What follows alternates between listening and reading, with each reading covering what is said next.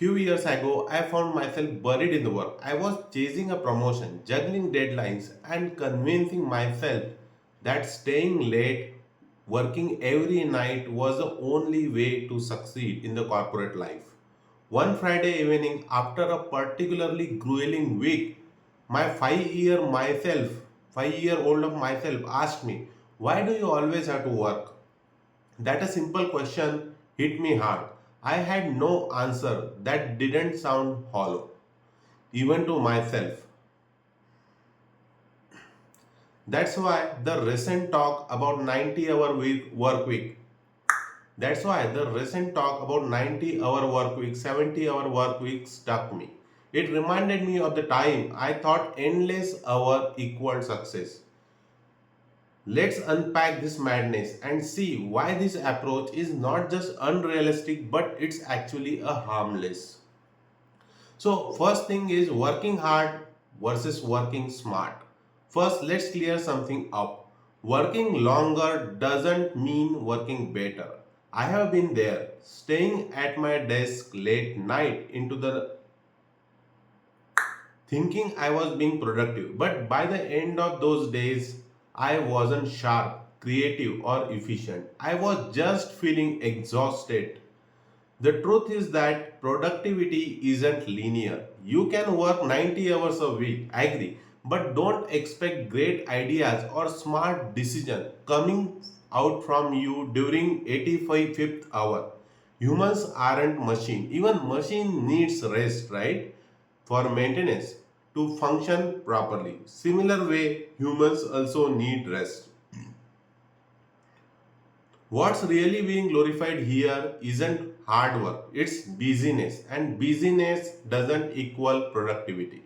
I have seen colleagues achieve more in a focused 40-hour week than others who stayed late every night. It's not about how long you work, it's about how effectively you work.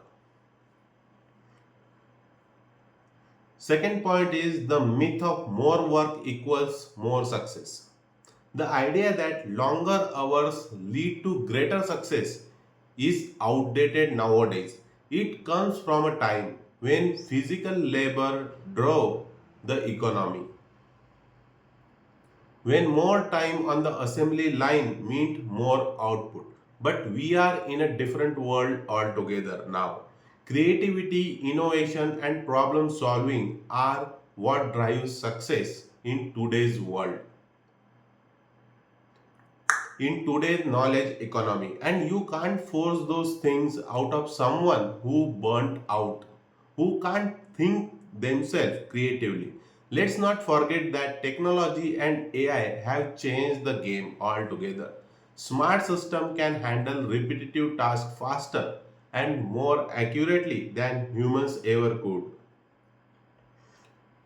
The real gold mine isn't in working longer hours, it's in working smarter and leveraging technology to focus on what humans do best: thinking, innovation, and creating. The human cost. Third point is about human cost. Here, the part that often gets ignored in all this talk about 90 hour, 70 hour, 120-hour work week.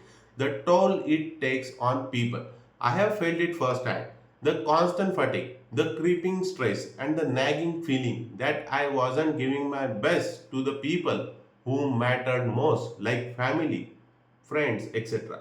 A 90-hour work week doesn't just eat up your time, it eats away your health, relationships, and mental well being as well. Burnout isn't just a trendy buzzword, it's a real clinical issue. Anxiety, depression, and physical health problems are common outcomes of pushing yourself too hard. And let's be honest, what kind of life are we building?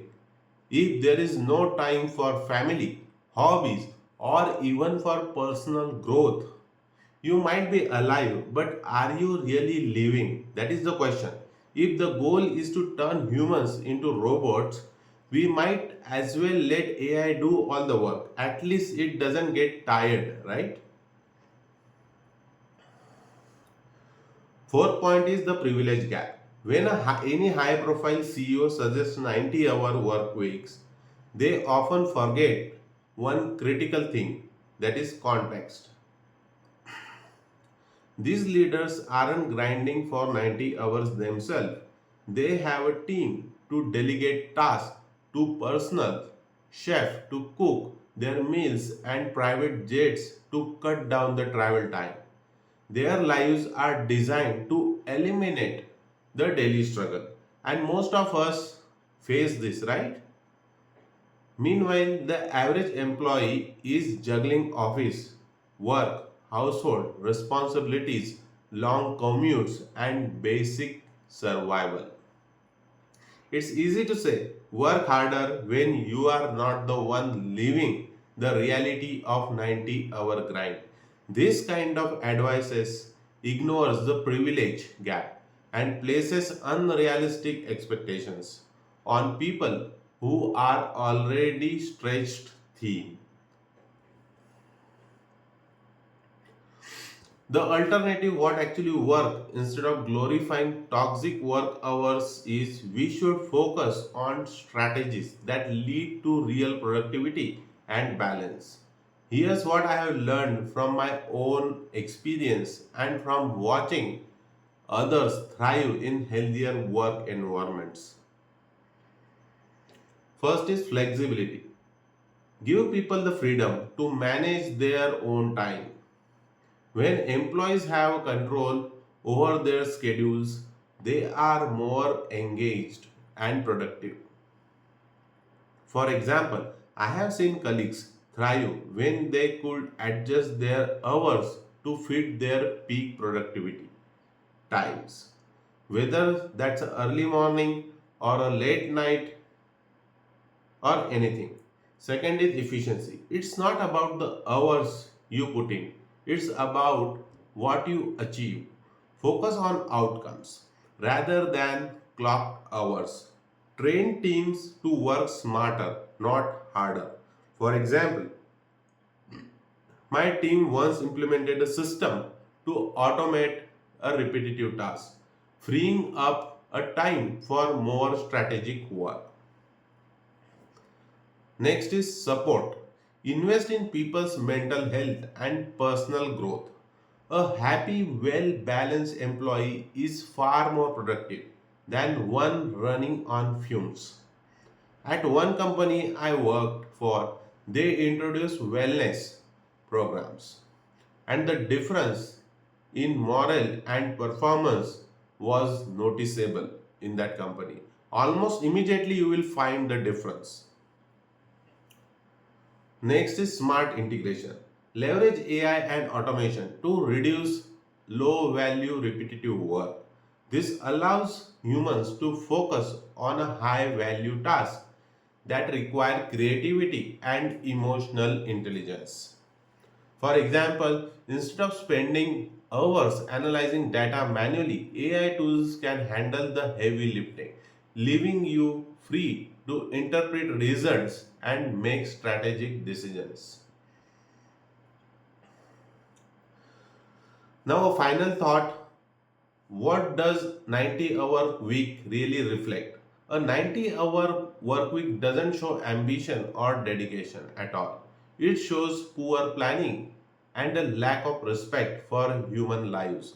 If CEO truly want to inspire innovation, they need to create environments where people want to work and not feel forced to sacrifice their lives. And here is my challenge to those leaders. If you believe in the 90-hour work week, lead by example. Work those hours yourself, week after week, year after year, and let's see how long you last before you start own advice. Questioning your own advice.